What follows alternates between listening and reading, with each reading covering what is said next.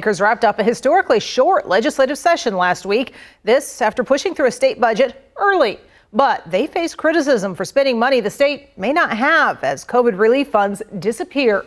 Cake's Nick Nelson breaks down what this budget could mean for the state's finances in the years to come, Nick. That's right. Plar Republicans have touted this session as the shortest ever.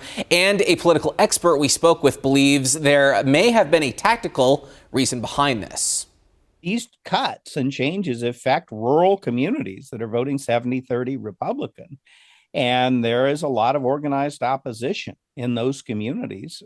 And I think that there is an interest in kind of getting things passed before there's enough time for that opposition to build. Emporia State political science professor Michael Smith believes Republican leadership was able to keep its voting members in line by having them move fast through the bills put on their desks. The session wrapped up Thursday night with the passage of a lawmaker-constructed budget that fully funds education and eliminates certain DEI initiatives. Eastboro Representative Henry Helgerson voted against the budget, saying it's set to put the state of Kansas in a financial hole in 3 years. The chickens are coming home to roost, and we are in a hole that was created by the ARPA funds and the magnitude of our appetite. And right now, if we don't get a hold of it and control our spending and put a financial plan together, you are going to have more problems than you know how to deal with. Troy Waymaster, who leads the House Budget Committee, agrees something needs to be done to make up for the loss in revenue due to drying up COVID relief funds. And there may be the case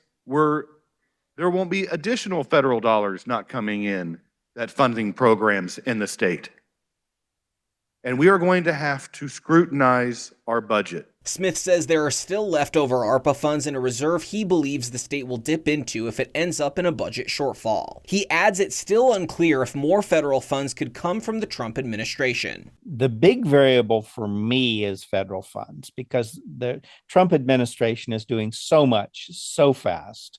Medicaid, for example, is heavily dependent on federal funding. And so even more than the revenue projections, we really need to see what's going to go on with that federal matching money. And for the first time in decades, the session ended this year before lawmakers got the official estimate of how much tax revenue the state can expect to see. Those numbers typically come out in late April. Nick Nelson, KIC News on your side.